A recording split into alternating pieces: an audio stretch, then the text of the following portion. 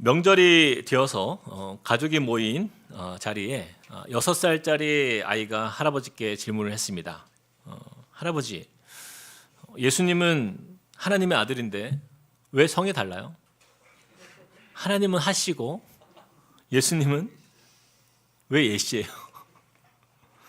예상치 못한 질문에 이 할아버지가 굉장히 당황해하자 그 옆에 있던 그 7살짜리 언니가 이렇게 대답했다고 합니다. 야, 넌 그것도 모르냐?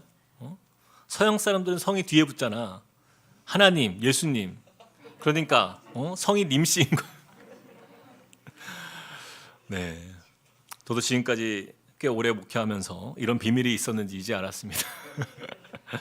뭐 실제 있었던 일은 아닌 것 같고 웃자고 만들어낸 그런 이야기 같습니다.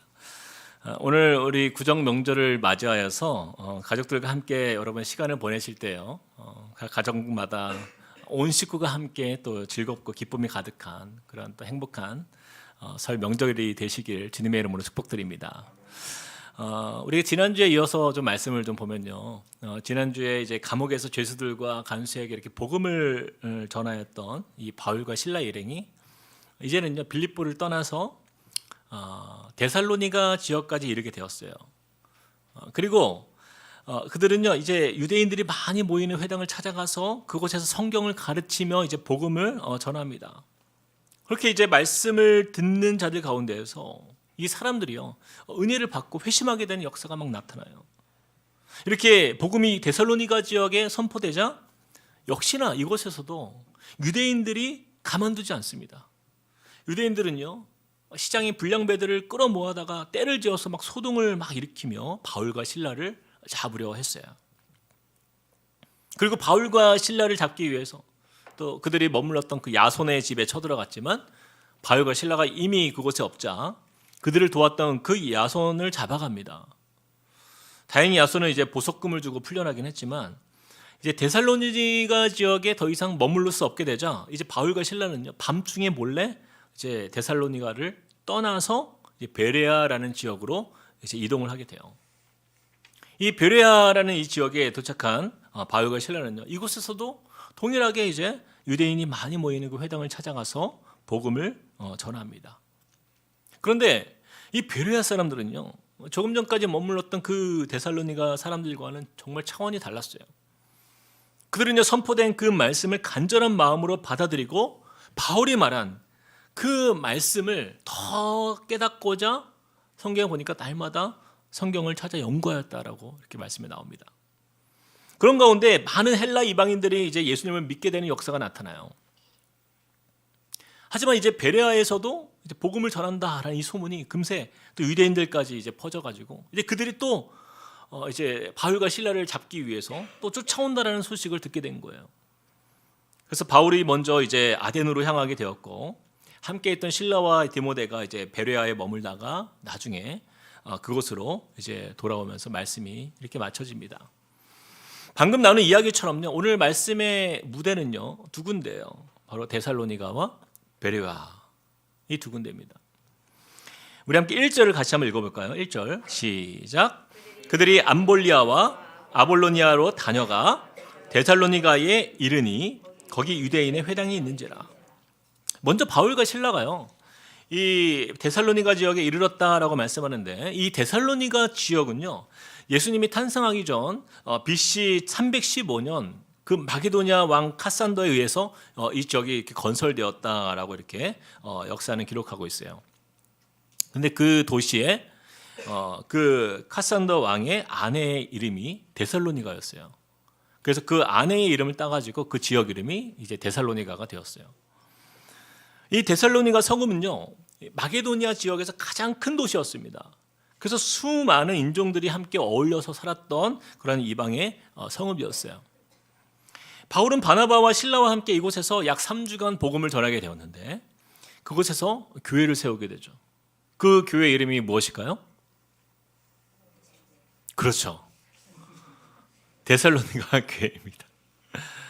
우리가 잘 아는 대로 신약 성경에 데살로니가 전서, 후서가 있잖아요. 바로 이 데살로니가 교인들을 위해서 쓰여지게 된 거예요. 이처럼 데살로니가 지역에 바울과 실라를 통해서 복음이 이제 들어오게 되었는데 그들의 반응이 어떻습니까? 한번 우리 4절과 5절을 우리 한 번 더 읽어보겠습니다. 시작. 그 중에 어떤 사람 곧 경건한 헬라인의 큰 무리와 적지 않은 귀부인도 권함을 받고 바울과 실라를 따르나. 자, 여기까지 보세요. 경건한 헬라인의 큰 무리와 적지 않은 성도들이 사람들이 누구를 따랐다고요? 바울과 실라를 따랐다라는 거예요. 자, 그런데 그에 반해서 자, 이어서 5절을 봅시다. 그 지역에 있었던 자, 그러나 시작.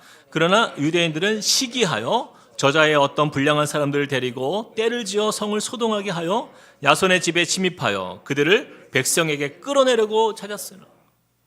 여러분, 이 말씀에 보니까 두 가지 반응으로 이렇게 나눠지는 거예요. 바울의 복음을 들은 그 사람들 중에서 헬라인들, 즉 이방인들은요, 바울과 실라를 따랐다라고 이렇게 말씀하고 있어요. 그런데 5절에 보니까 유대인들의 반응은 어떻습니까? 달라요. 유대인들은 시기하여 이렇게 말씀하고 있는 거예요. 더 나아가서 유대인들은요, 깡패들을 데리고 성을 소동하게 하면서 바울과 실라를 잡아내기 위해서 그들을 찾아 나설 만큼 이 예수를 전하는 복음에 대해서 유독 적대적이었다라는 것입니다. 유대인들은요, 왜 복음을 이렇게 거부하고 미워하였는가? 이 부분에 대해서 우리가 좀 생각을 해봐야 돼요.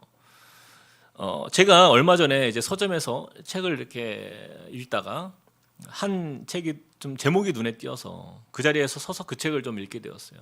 그래서 그거 보다가 이제 그 책을 사게 되었는데 책 제목이 이런 제목입니다. 인생의 한 번은 유대인처럼이라는 책이었어요. 인생의 한 번은 유대인처럼. 이 책의 내용은요, 다른 민족에게서는 찾아보기 힘든 유대인들의 그 우수성에 대해서 초점이 맞추어져 있는 거예요. 그들은 어떻게 오랜 시련의 역사를 가졌음에도 불구하고 또 여러 민족들로부터 박해와 전쟁의 위협 속에서 이렇게 지내왔음에도 불구하고 지금 이 전 세계에서 가장 영향력 있는 민족이 어떻게 그들이 되었을까? 이것에 대한 연구한 내용이 담긴 책이었습니다.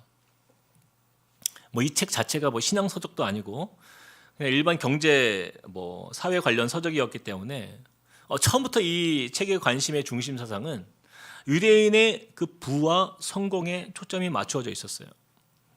과연 세계 인구의 0.2%밖에 안 되는 이 유대인들이 어떻게 세계의 상위 1%의 부자가 될 수 있었는가?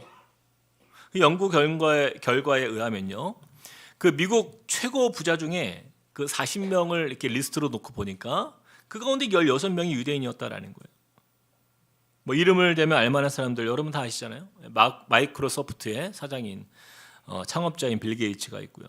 또 애플의 창업자인 스티브 잡스가 유대인이고, 또 페이스북의 CEO인 마크 저커버그, 유명한 영화 감독인 스티븐 스필버그, 또 과학자면 가장 우리가 알아주는 과학자가 아인슈타인이잖아요. 다 유대인들이에요.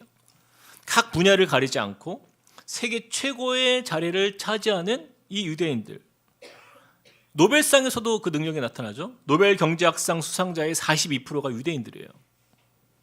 세계 억만장자의 30%가 유대인일 정도로 오늘날의 이 부와 지혜의 대명사, 그들을 유대인으로 손꼽는다라는 거예요. 그래서 이 책도 그렇지만요, 세상의 많은 사람들이요, 어떻게 하면 우리도 유대인들처럼 성공할 수 있을까? 어떻게 하면 우리도 유대인들처럼 부자가 될 수 있을까? 참 유대인들은 대단하다. 엄청난 축복을 받았다. 그러면서 유대인 예찬론이 전 세계적으로 큰 붐을 일으키는 것을 우리가 쉽게 보게 되는 것이에요. 그래서 그 책에서도요, 세계의 부와 이 지식을 지배하는 유대인들의 9가지 삶의 무기를 배워야 한다, 이렇게 주장합니다. 마치 유대인을 모르고서는 세상을 이해할 수 없다라는 관점이에요. 물론 우리가 인정할 건 인정합니다. 유대인들이 그동안 해온 노력이나 어떤 그 탈무드가 주는 그런 어떤 유익과 교육의 어떤 그런 철학 등 참 좋은 것이 많은 것은 인정해요. 그런데 여러분, 유대인들이요, 이러한 연구에 대해서 그들은 뭐라고 얘기하냐면 이 모든 것이 하나님이 주신 축복이라고 이야기합니다. 그들은요, 구약에서 아브라함에게 약속하신 그 축복이 자신들이 하나님께 택함 받은 민족이기 때문에 하나님이 자신들을 복 주신다라고 그렇게 믿고 있는 거예요. 근데 여러분 잘 보세요. 지금 유대인들이 누리는 그 축복이요, 진정 하나님께로부터 받은 축복이라고 여러분 생각하십니까? 여러분, 우리가 잘 생각해 봐야 돼요. 우리가 절대로 속지 말아야 할 한 가지 비밀이 있어요. 여러분, 이 시대에 하나님께서 신구약 성경을 통해서 유대인들에게 약속하신 축복이요, 그저 노벨상 많이 타고 세상에서 부와 명예를 누리고 세상에서 상위 1% 안에 드는 성공을 누리는 것이 여러분 하나님의 축복이라고 생각하십니까? 여러분, 과연 이러한 조건들이 하나님께서 정말 저와 여러분에게 약속하신 축복이라고 생각한다면요, 우리는 하나님을 정말 잘못 오해하고 있는 거예요. 사도 바울은요, 로마서 말씀을 통해서 우리에게 분명히 말씀합니다. 로마서 4장 16절 말씀 제가 읽어보겠습니다. 그러므로 상속자가 되는 그것이 은혜에 속하기 위하여 믿음으로 되나니 이는 그 약속을 모든 후손에게 굳게 하려 하심이라. 율법에 속한 자에게 뿐만 아니라 아브라함의 믿음에 속한 자에게도 그러하니 아브라함은 우리 모든 사람의 조상이니라. 여러분, 이 말씀에 보면요, 하나님의 은혜 안에서 아브라함을 통한 그 축복의 상속자가 되는 것을 무엇이라고 이야기하고 있어요? 믿음으로 되나니라고 말씀하고 있는 거예요. 무슨 믿음이에요? 예수를 믿는 그 믿음 안에서 있다라는 것입니다. 이 말씀은요, 갈라디아서 말씀에도 동일하게 등장하는데 우리 3장 7절에서 9절을 같이 한번 읽어봅시다. 시작. 그런즉 믿음으로 말미암은 자들은 아브라함의 자손인 줄 알지어다. 또 하나님이 이방을 믿음으로 말미암아 의로 정하실 것을 성경이 미리 알고 먼저 아브라함에게 복음을 전하되 모든 이방인이 너로 말미암아 복을 받으리라 하였느니라. 그러므로 믿음으로 말미암은 자는 믿음이 있는 아브라함과 함께 복을 받느니라. 여러분, 계속 반복되는 단어가 있어요. 그것이 무엇입니까? 믿음이에요, 믿음. 이 믿음은 무엇을 말하는 거예요? 바로 예수 그리스도를 믿는 믿음을 말씀하고 있는 거예요. 하나님께서 이 땅을 살아가는 우리들에게 약속하신 축복은요, 세상에서 1% 안에 드는 성공이나 세계의 갑부가 되는 거, 노벨상과 같이 명예가 아니에요. 그들은 마치 이것이 자신들이 하나님께 택함받은 민족이기 때문에 하나님이 자신들을 축복했다라고 믿지만, 여러분, 그것이요, 사실은 축복이 아니라 저주일 수 있어요.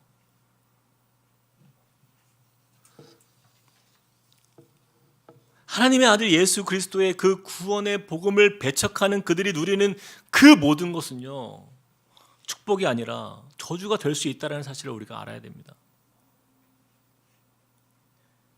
설 명절을 맞이하여서 하나님께서 저 여러분에게 주시는 가장 큰 복은 무엇입니까, 여러분? 그것이 무엇이라고 생각하세요? 그것은 다른 게 아니에요. 예수 그리스도입니다. 근데 오늘 말씀에 보니까 데살로니가 지역 유대인들이 어떻게 했다고요? 4절과 5절 말씀 보니까 4절에서 그 중에 어떤 사람 곧 경건한 헬라인의 큰 무리와 적지 않은 귀부인도 권함을 받고 바울과 실라를 따르나. 자, 5절 앞부분 같이 시작. 그러나 유대인들은 시기하여. 네.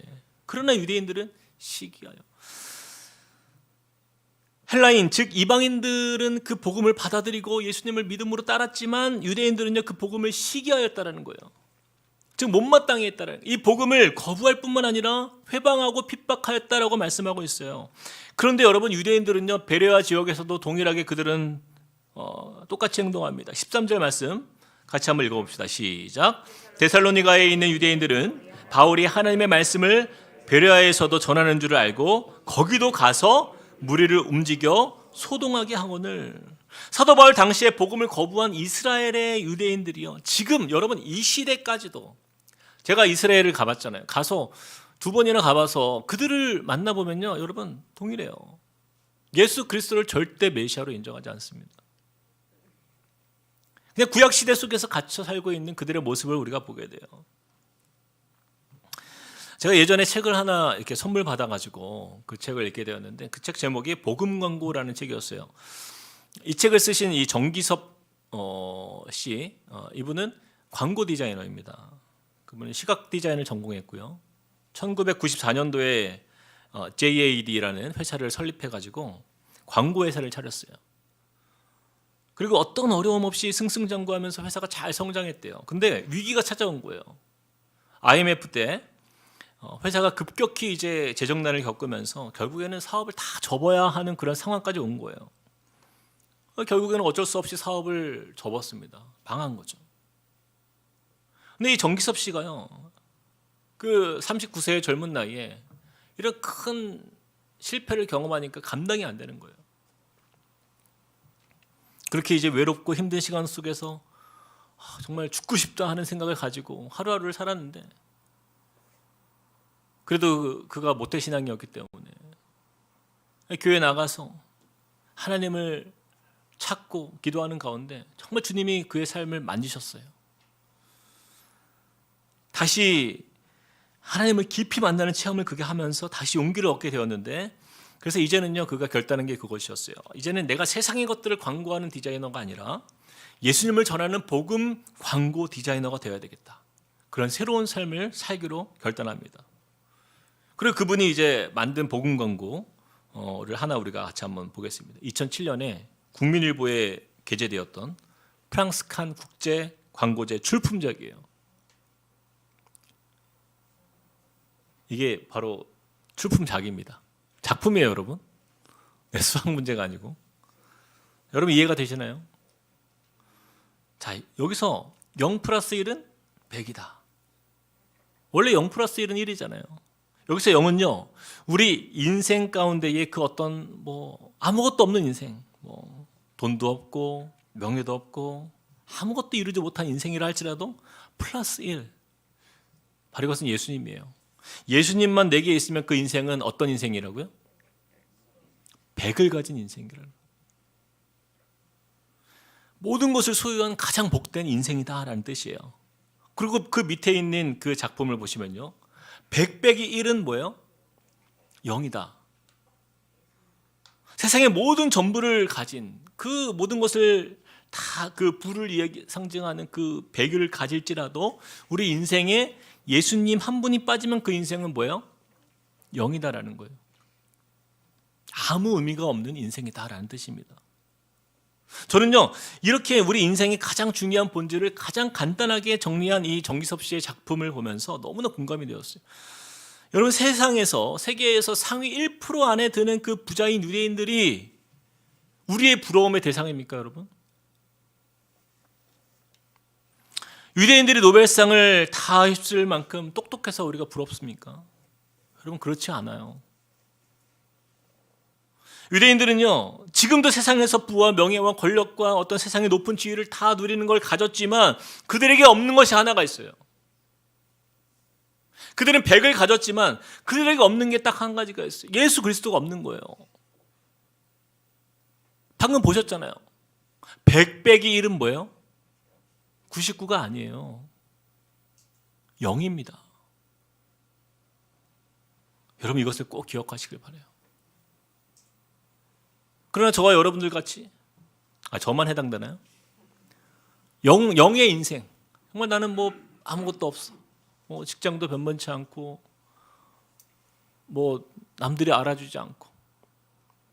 별 볼 일 없는 것 같아요, 내 자신이. 근데 그 0의 인생 속에 예수님, 그 1이 존재하는 그 인생은요, 하나님께서 보실 때는 100의 인생이에요. 제가 아까 소개한 그 책 있잖아요. 인생의 한 번의 유대인처럼. 여러분, 이 책 사지 마세요. 사 보실 필요 없어요.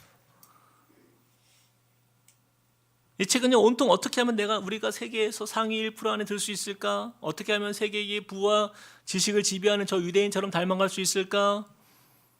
근데 세상에서 100을 다 가져도 그 안에 1이 없는 거예요. 그 예수가 없는 그 유대인들은요, 이 100이요, 축복이 아니에요.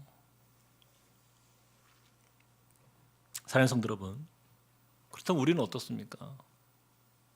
우리 자녀들에게 무엇을 가르치고 있고 또 무엇을 전해주기 위해서 그렇게 부모로 살아가십니까? 많은 믿음을 가졌다고 하는 이야기하는 그 부모님들조차도 온통 이 100에만 관심이 있어요. 100. 우리 자녀들 어떻게 하면 세상에서 이 100을 가질 수 있는 그러한 삶을 살아갈 수 있을까? 애를 씁니다. 유대인들과 별반 차이가 없는 그 믿음의 부모님들이 너무 많아요. 세상에서 유대인들처럼 그 부와 명예와 그 지식을 지배하는 상위 1%가 아니어도 최소 뭐 한 30%, 뭐 10% 안에 드는, 그래 우리 자녀들이 그렇게 돼서 좀 세상에서 꽤 괜찮은 그런 인생을 사는 것, 거기에 뭔가 초점과 모든 것을 다 쏟아붓는 그런 부모들을 볼 때가 너무나 많아요. 그러나 여러분, 100백의 1은요 99가 아니라는 거예요. 100의 모든 것을 가질지라도 1이 없으면 0인 거예요. 그 똑똑하고 정말 잘됐다는 그 잘난 그 유대인들이 깨닫지 못한 이 비밀을 적어도 우리 함께 꿈꾸는 교회 성도님들은요, 우리 가장 소중한 절대 가치가 되시는 예수 그리스도, 그 이름으로 가정을 세워나가시기를 주님의 이름으로 축복드립니다. 그래서 저는요 5절 말씀에 이 표현이 참으로 역설적인 단어로 들렸어요. 5절에 어떻게 시작하죠? 그러나 유대인들은 시기하여. 여러분, 이 시기하여라는 단어가 헬라어로 보면은 젤로라는 단어예요. 근데 이것이 질투하다라는 단어, 영어로 보면은 젤로스예요. 젤로스. 근데 이 젤로스의 뜻이 그 부러워하다라는 의미가 있습니다. 그 안에 시기하다라는 의미도 되지만 또한 부러워하다라는 의미가 있어요. 그래서 이 5절 말씀을 역설적으로 표현하면요, 그러나 유대인들은 부러워했다라는 거예요. 어쩌면 유대인들의 마음 깊은 곳, 그 영혼의 깊은 곳에서 예수 없이 살아가는 삶 속에 무엇이 진정 그들의 영혼을 만족시킬 수 있겠냐라는 거예요. 세상 사람들은요, 뭐 빌 게이츠를 부러워하고 스티브 잡스를 부러워하고, 또 그런 사람이 되기 위해서 뭐 존 록펠러, 뭐 아인슈타인 부러워하지만 우리는 그것들을 향하여서 부러워하는 인생이 아니다라는 거죠. 그 유대인들이 세상을 다 가질지라도 그들에게 예수가 없다면 그들은 nothing이죠. 아무것도 아닌 인생이에요. 그래서 우리는 믿음의 삶을 살아갈 때에 우리가 진정 추구해야 될 절대 가치를 잊으면 안 되는 거예요. 그래서 사도 바울과 실라가 그 복음을 전하기 위해서, 그 진짜 중요한 그 일을 전하기 위해서, 그 인생의 가장 소중한 가치가 되시는 예수 그리스도를 전하기 위해서 빌립보를 지나서 지금 데살로니가를 거쳐서 어디까지 온 거예요? 베레아라는 지역까지 오게 된 거예요. 근데 여러분 보세요. 이렇게 복음을 배척하고 거부하고 핍박하던 유대인들이 있었지만 반면에 또 어떤 사람이 있었냐? 베레아 사람들을 한번 봅시다. 이 사람들의 반응이 정말 신기해요. 우리 11절과 12절 우리 같이 한번 읽어봅시다. 시작. 베레아에 있는 사람들은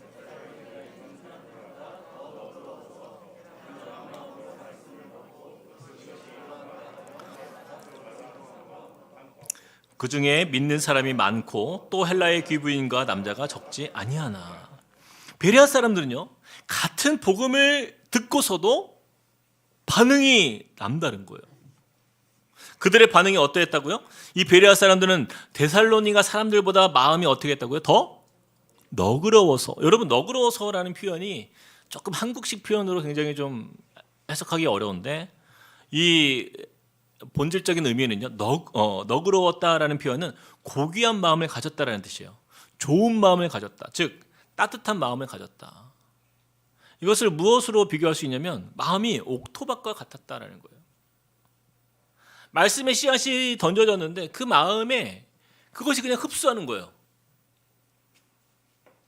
이 베레아 사람들은요, 그래서 말씀을 듣고 첫째로 마음으로 말씀을 받았다라고 말해요. 간절한 마음으로 말씀을 받았다. 그리고 두 번째로 날마다 성경을 어떻게 해요? 상고했다는 거예요. 사랑하는 성도 여러분, 우리가 복음을 전하다 보면요, 이 유대인들처럼 막 아쉬울 게 없고 뭐 삶에 무슨 뭐 아쉬울 게 뭐가 있어요? 예수 없어도 잘 사는데. 전혀 예수의 복음을 소중하게 여기지 않는 사람들이 있는가 하면, 또한 하나님의 말씀을 그냥 있는 대로 받아들이는 성도들이 있어요. 혹시나 해서 그냥 무심코 예수님을 전했는데 마치 기다렸다는 듯이 그 말씀을 그냥 아멘으로 받아들이고 그렇게 믿음이 그냥 급성장하는 거예요. 그리고 예수 그리스도를 영접하는 그런 사람들이 분명히 있다라는 것입니다. 제가 그런 경험을 한 적이 있어요. 제가 대학교에 들어간 지 이제 2년이 되던 해였는데, 저는 이제 하숙집에서 이제 살고 있었어요, 그때. 근데 뭐 저는 그때 당시에 뭐 신학생도 아니었고 전도사도 아니었지만 그냥 미술을 공부하는 미대생이었어요. 근데 우리 하숙집에 1학년 신입생 하나가 들어오게 된 거예요. 그래서 궁금하잖아요. 그래서 어떻게 인사나 해볼까 해서 그 친구 방에 찾아가게 되었습니다. 그러면서 그냥 그 친구에게 찾아가서 이제 인사를 할까 이제 가는데 제 마음에 특별한 마음이 들었어요. 이 친구한테 전도해서 같이 교회 다니면 좋겠다라는 생각을 한 거예요. 그런 기특한 생각을 한 거예요, 제가. 평소에 전혀 그렇지 않은데. 그래서 이제 그 친구 방에 그 후배 방에 노크를 딱 했습니다. 근데 들어오래요. 네, 그러더라고요. 그래서 이제 문을 딱 열고 들어간 순간 앞이 안 보이더라고요. 담배 연기로 앞이 보이지가 않는 거예요. 정말 아찔하더라고요. 그 냄새 때문에, 막 연기 때문에. 그리고 방에 딱 내딛었는데 발에 뭔가 이렇게 밟히더라고. 보니까 술병이 이 소주병이 그냥 방 안을 굴러다니고 있는 거예요. 야, 제가 그냥 그것만 봐도 얘가 어떤 아이인지 알겠다. 대충 짐작이 가지 않습니까? 그래서 그냥 전도하려고 했던 그 마음을 싹 지우고 그리고 그냥 인사만 하고 딱 나가려고 하는데 근데 그 친구가 계속 말을 거는 거예요. 그래서 자연스럽게 이야기를 나누다 보니까 한번 교회 한번 같이 가보자고 얘기를 해봐야 되겠다라는 생각이 들었어요. 뭐 밑줄의 본전이니까. 그래서 교회 다니냐고 물어보니까 교회를 한 번도 가본 적이 없대요. 자기는 태어나서. 그래서 보통은 한 번쯤은 다 가는데 어떻게 한 번을 안 가봤냐. 너무 신기하다. 예수님에 대해서 들어봤냐니까. 한 번도 예수님에 대해서 들어본 적이 없대요. 그러더니 듣고 싶대요. 그래서 제가 이제 그 방은 너무 분위기가 너무 안 나가지고 제 방으로 이제 데리고 갔습니다. 그래서 이제 제가 말 나온 김에 예수님을 소개했어요. 그냥 예수님은 너의 죄를 위해서 십자가에 달려 죽으셨고 죽은 지 사흘 만에 죽음에서 부활하셨어. 그러므로 예수님의 이름을 믿으면 우리 모든 죄가 사함을 받고 너도 천국에 갈 수 있는 영생을 얻을 수 있어. 그냥 그렇게 얘기했어요. 근데 여러분 놀랍게도 이 후배가 갑자기 눈물을 흘리는 거예요. 눈이 뻘개져가지고 막 눈물을 흘리는 거예요. 여자 아니에요. 남자입니다. 그리고는 엄청 우는 거예요. 저 별말 안 했어요. 너무 당황스러운 거예요, 제가. 이게 그렇게까지 그런 분위기 아닌데. 막 울면서 형, 저에게 이런 귀한 이야기를 들려줘서 너무 고마워요. 그러면서 막 우는 거예요. 그동안 아무도 자기에게 이런 이야기를 해준 적이 없대요. 이렇게 예수님을 전해서 너무 고맙다고. 그리고 그 주일날 교회를 가기 시작했어요. 처음으로. 근데 얘가 교회를 왔는데 너무 열심히 다니는 거예요. 너무 불안한 거예요. 너무 열심히 다니니까. 좀 몇 번 빠지고 좀 그래야 좀 이렇게 안심이 되는데 너무 열심히 아침에 딱 교회 가려고 하면 미리 준비하고 있어요. 형, 교회 가야죠. 막 주일만 되면은 막 집에서 가장 딱 단정한 옷을 딱 입고 제가 선물해준 그 성경책을 들고 기다리고 있어요. 그리고 그 해 겨울에 중국으로 단기 선교를 갔어요. 근데 이제 하루는 한 보름 정도 지났을 때였어요. 하루는 심각하게 저에게 할 얘기가 있대요. 드디어 올 게 왔구나. 그래, 교회를 다녀보니까 자기가 평소에 살았던 삶과 너무 다르니까 얘가 힘들구나. 교회를 떠난다고 할 것 같은데 어떡하지? 그러면서 이제 불길하잖아요, 왠지. 심각한 이야기를 하자니까. 그래서 이제 만났어요. 만났는데 저한테 진지하게 이렇게 얘기하더라고요. 형, 교회 다니면 술 마시면 안 되는 거 아니야? 제가 얘가 술을 너무 좋아하는 걸 제가 아니까 아니야, 괜찮아.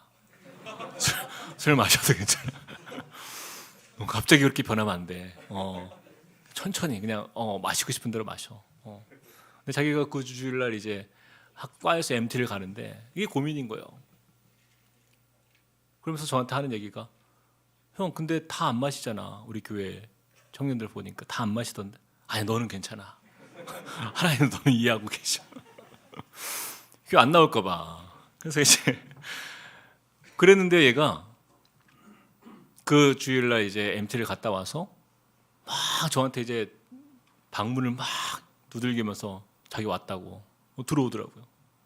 무슨 일이야? 그랬더니 자기 MT를 갔다 왔는데 형, 저 술을 한 잔 넘어졌어요. 그러는 거예요. 제가 정말 뻥 쪘습니다. 그렇게 술을 좋아하는 애가 걔가 정말 한 짝으로 마시거든요. 근데 술을 한 잔도 안 마셨대요.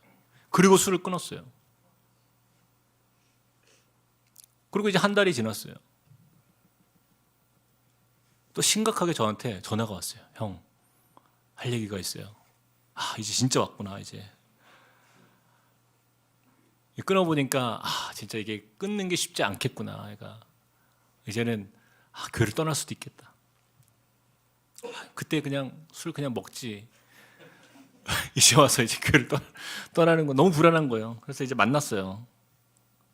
만났는데 얘가 또 하는 얘기가 이거, 형, 근데요 교회 다니면 담배도 끊어야 되는 거 아니에요? 아니야, 담배는 괜찮아. 너 그렇게 부담 갖지 마. 절대 부담 갖지 마. 제가 막 말렸어요. 담배 펴도 된다고. 근데 얘가 우리 교회에서 아무도 담배 안 피던데요. 아니야, 괜찮아. 너는 괜찮아. 너는 펴도 돼. 너는 교회 온 지 얼마 안 됐으니까 다 이해해. 근데 얘가 막 그러면서 가요.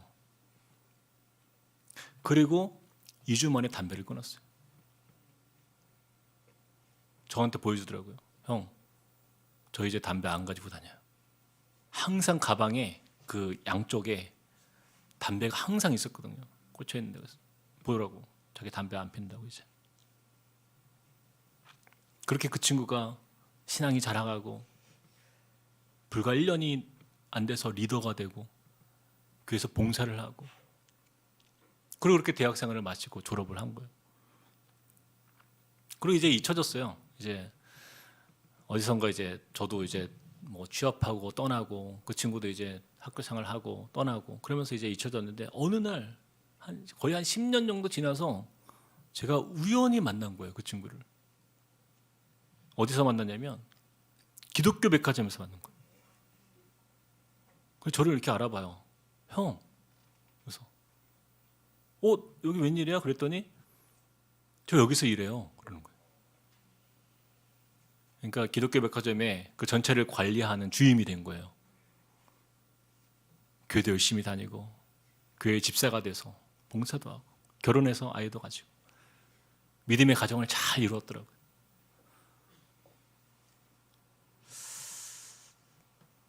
저는요 그 후배를 생각할 때 이 말씀을 보는데요 딱 그 베레아 사람 중에 한 사람이다 라는 생각이 들었어요. 사랑하는 성도 여러분, 이처럼 세상에는요 우리의 복음을 듣기를 기다리는 사람들이요 우리 주위에 반드시 있다는 사실을 여러분 기억하시기 바랍니다.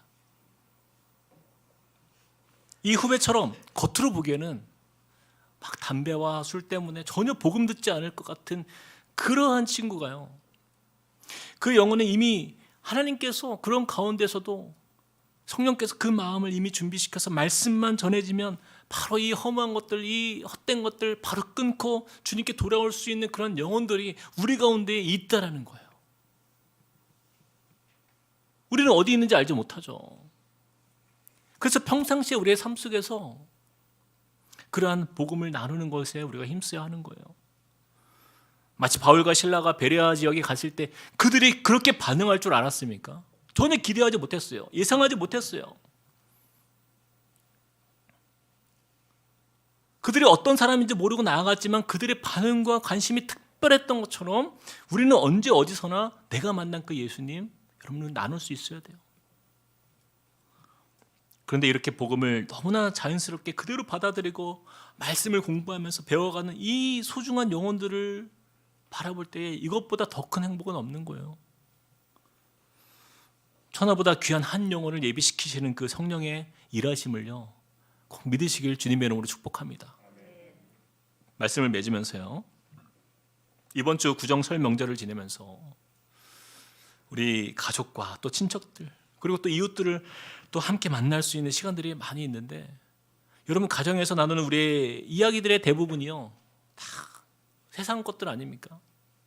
세상에서 어떻게 하면 잘 되고, 뭐 취업 이야기, 뭐 직장 이야기, 사업 이야기, 어떻게 하면 뭐 잘 되고 있는지, 그 어떻게 하면은 뭐 세상에서 잘 성공하고 있는지, 다 그런 이야기잖아요.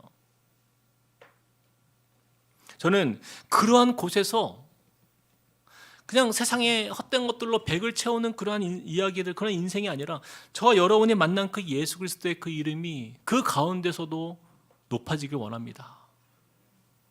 진정으로 부러워야 할 것은 세상에서 백을 가진 인생이 아니라 예수 그리스도 그 이름을 소유한 인생이다라는 사실을 우리가 기억하면서, 내 인생은 영과 같이 별 볼 일 없을지라도 내가 만난 그 예수와 함께하기 때문에 내가 누리는 축복은 백이 될 수 있는 역사, 바로 그 하나님께서 예비하신 그 참된 축복의 비밀을 함께 세상 가운데 나누며 누리며 또 그 은혜 가운데 거하기를 주님의 이름으로 축복드립니다. 우리 시간 같이 찬양하시겠습니다. 말씀을 기억하면서 우리 함께 찬송가 94장이에요. 주 예수보다 귀한 것은 없네. 우리 이 찬양에 보면요, 그 1절 가사에 보면 이렇게 나와요. 주 예수보다 더 귀한 것은 없네. 세상 부귀와 바꿀 수 없네. 아주 간단하게 나왔지만 사실 이 원곡 영어로 보면은 이 가사 안에 이런 구체적인 가사가 나와요. 내가 예수보다 더 귀한 것은 없는데 그것은 은과 금과 또한 돈과 또한 집과 또 많은 땅들보다도 예수님보다 귀하지 않다라는 고백이에요. 여러분, 가사가 우리의 삶의 진짜 가사가 되길 원합니다. 백을 추구하는 인생이 아니라 그 예수의 이름 그 일을 위하여 우리가 우리의 마음에 새기며 그 이름으로 살아가는 우리의 인생 되길 원합니다. 우리 같이 고백하십시다. 주 예수보다 더 귀한 것은 없네.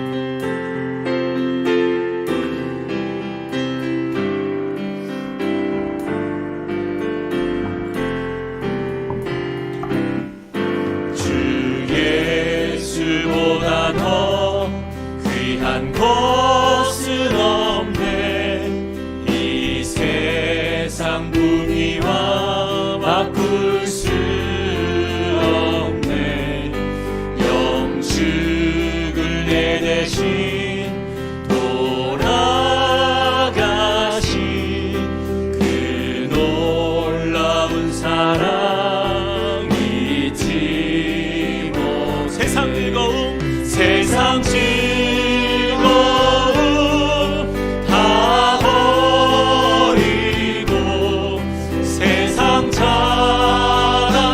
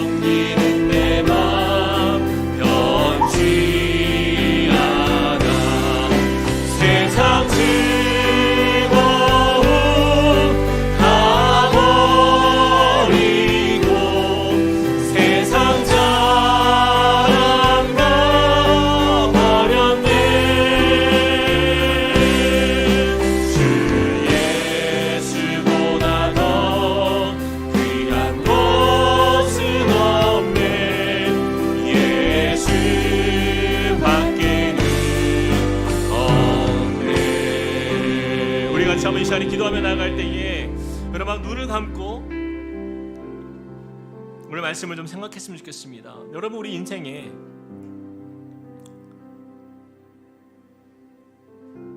우리에게 참 필요한 것들이 많이 있죠. 여러분 수학에서 보면은 숫자 0은요 참으로 중요하다고 해요. 0이 1개가 되면 10이 되고 2개가 붙으면 100이 되고 4시면 만이 되고 8개면 억이 되고 0은요 가지면 가질수록 그 힘이 매우 커 보입니다. 그러나 여러분 아무리 0이 수없이 많이 붙어도 100개가 붙고 1000개가 붙어도 그 맨 앞에 1이 빠지면요 그것은요 그저 의미 없는 0이에요. nothing이에요. 아무런 소용이 없는 0일 뿐이에요. 우리 인생의 복음이 들려지지 않으면 우리의 구주가 되시는 예수 그리스도의 그 이름이 없이는요 이 세상의 모든 인생의 결과는요 0인 것입니다. 우리는 무엇을 위해서 살아가고 있습니까? 여러분 올해 2023년이 시작되어서 이제 구정을 맞이하여서 이 한 해를 우리가 나아가면서 우리는 무엇을 쫓고 있습니까? 주님 오늘 우리에게 말씀하십니다. 그 예수의 이름을 구하라 말씀하세요. 이 땅에서 우리가 아무리 많은 것을 누리고 세상에서 1% 안에 드는 부와 명예를 누릴지라도 그 예수의 이름이 없이는 의미 없는 인생이에요. 우리 이 시간에 같이 한번 가정을 위해서 기도할 때에 하나님 우리 자녀들, 우리 배우자, 또 우리의 믿음 없는 친척들을 생각하면서 주님 그들의 인생에 세상에 그 백을 누리고자 살아가는 그들의 삶에 그 인생이 허무한 인생으로 끝나지 않도록 하나님 우리 예수 그리스도 그 이름이 그들에게 들려지길 소망합니다. 그들에게 하나님 복음이 들려지게 하여 주시고 하나님 참 생명 되시는 주님을 만남으로 인하여서 그 생명의 빛이 되시는 주님의 그 빛이 그들에게도 임하게 해달라고 우리 같이 한번 기도하며 나아가시겠습니다. 함께 기도하시겠습니다. 사랑의 하나님 주님을 의지합니다. 하나님 우리 가운데 역사하시는 주님 그 구원의 역사를 우리가 기대하며 나아갑니다. 하나님 우리의 새 생명을 주신 분 하나님 그 이름 앞에 우리가 믿음으로 서는 하나님 믿음의 자녀들을 하나님 기억하여 주시고 하나님 우리의 삶에 하나님 주님이 없이는 하나님 아무리 우리가 많은 것을 누리고 가지고 그것으로 하나님 불을 가지고 하나님 그것은 전혀 아버지 오늘 삶에 만족이 될 수 없습니다. 하나님 이 땅에 사라져가는 인생 하나님 그저 나생뿐이 하나님 그저 영일 뿐인 인생으로 아버지 그저 허무한 인생이 되지 않게 하여 주시고 하나님 우리의 자녀들께 하나님 가족들 기억하여 주시고 하나님 세상의 모든 인생이 아버지 하나님 가장 중요한 가치 하나님 절대로 우리가 놓쳐서는 그 예수 그리스도의 그 이름의 비밀을 깨닫는 역사를 보게 하여 주시옵소서. 하나님 정말 주님께서 우리 가운데 이루실 주님을 하나님 바라보기 원합니다.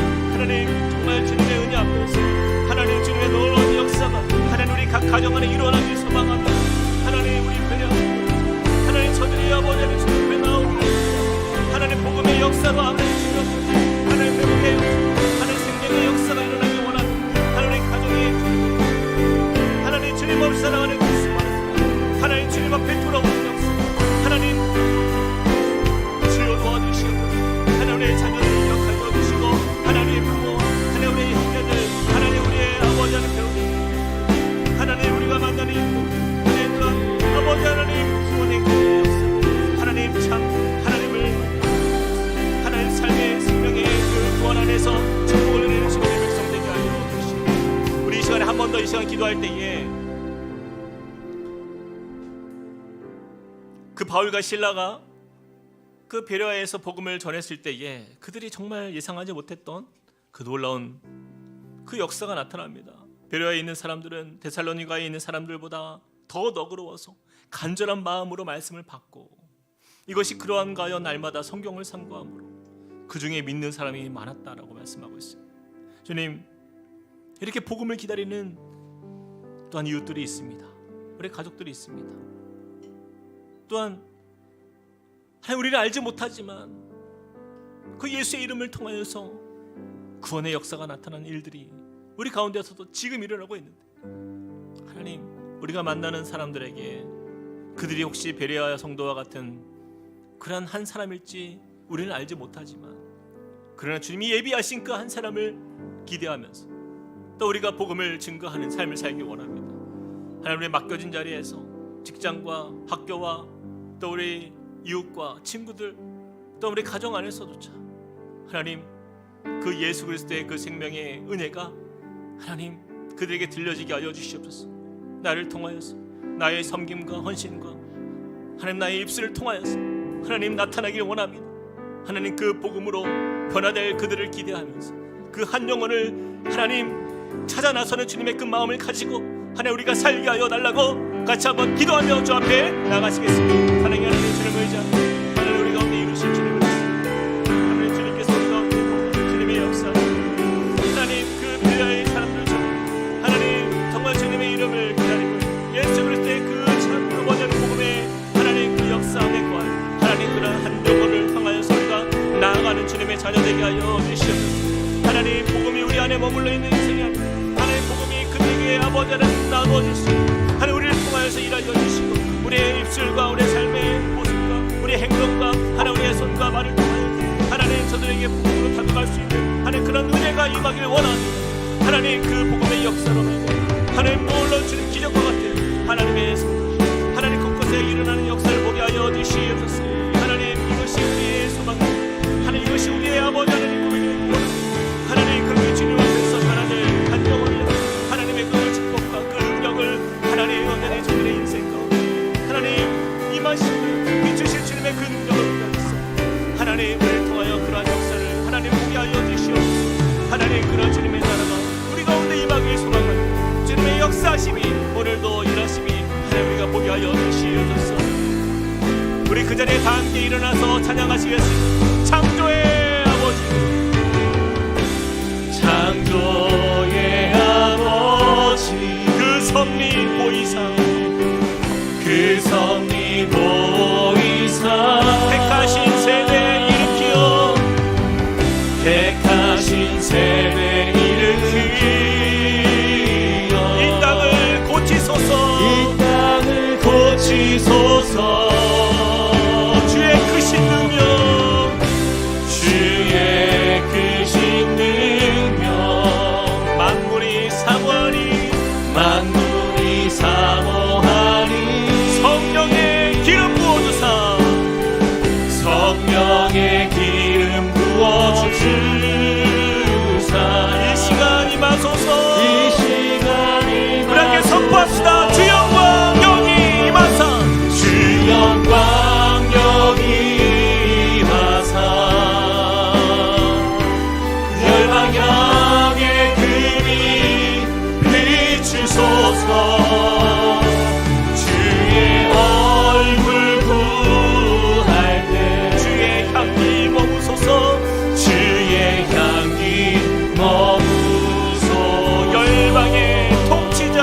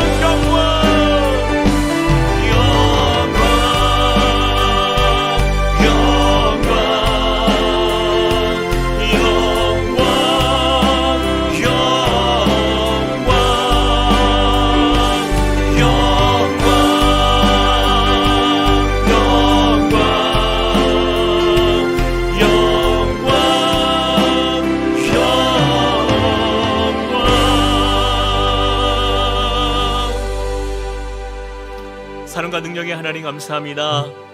하나님, 우리가 주님을 의지하며 믿음으로 산다 하지만 그러나 백을 가진 그 세상 사람들을 바라보면서 부러워하고 그것이 마치 가장 큰 행복인 것처럼 그들의 높은 지위와 어떤 상위 몇 프로 안에 드는 어떤 그런 부자들, 어떤 그런 노벨상을 다주실 만큼 그런 지혜로움이, 그런 지식들이 우리에게 부러움이 되고 그런 명예와 권세와 세상의 것들, 마치 그것이 우리로 하여금 행복을 주는 것처럼 착각하는 우리의 인생. 우리가 믿음을 가졌지만 그러나 또한 우리가 세상 속에 살면서 가장 소중한 가치를 잊고 또 그렇게 살 때가 너무나 많았습니다. 하나님, 그러나 백을 가질지라도 예수가 없는 인생은 영임을 주 앞에 고백합니다. 그러나 우리의 삶은 초라하고 연약하고 부족하지만 그러나 그 인생에 주님이 함께 하심으로 말미암아 그것이 우리가 백이 되는 인생임을 주 앞에 믿음으로 선포합니다. 주님, 우리 함께 꿈꾸는 교회에 속한 모든 성도님들의 삶 속에 하나님 그 주님을 기억하며 우리 삶의 전부가 되시고 우리에게 참 만족을 주시는 그 살아계신 우리 예수 그리스도의 그 이름이 우리 가정의 생명처럼 더 높아지고 또한 각 가정을 새롭게 하여 주시고 그 이름으로 말미암아 구원과 회복의 역사를 경험하는 복된 가정들 되도록 인도하여 주시옵소서. 주님, 또한 우리를 통하여서 하나님 그 예수의 이름이 증거되는 곳마다 베레아 사람들처럼 정말 그렇게 복음을 기다렸던 그 영혼들, 또 그 예수의 이름을 듣기를 기대하며 기다리는 그 영혼들을 향하여서 우리가 부끄러워하지 아니하고 그들에게 그 예수의 생명을 전할 수 있는 하나님의 복음 맡은 주님의 증인의 삶을 살도록 또한 우리에게 은혜와 힘을 더하여 주시옵소서. 우리를 통하여 구원받을 그 한 영혼이 정말 주님 앞에서 간절한 마음으로 그 말씀을 받아 날마다 말씀을 상고하는 그런 역사, 그렇게 주님 앞에서 거듭남의 역사를 경험하는 그런 풍성한 구원의 열매가 가득한 우리 함께 꿈꾸는 교회가 되도록 또한 인도하여 주시옵소서. 이제는 우리 주 예수 그리스도의 은혜와 하나님 아버지의 크신 사랑과 성령님의 감동, 감화, 교통하심이 오늘 말씀을 통하여서 우리 삶의 절대 가치가 되신 예수 그리스도 그 이름이 우리의 가정과 우리의 삶에 또한 우리가 나아가는 곳마다 학교와 직장과 사업의 현장 속에서도 부끄럽지 않고 그 복음의 그 구원의 비밀을 당당하게 선포하며 증거할 수 있는 믿음의 삶을 살기로 결단하며 나아가는 주님의 백성들 머리 위에, 그리고 그 가정과 함께 꿈꾸는 교회 위에 이제로부터 영원토록 함께 하시기를 간절히 축원하옵나이다. 아멘.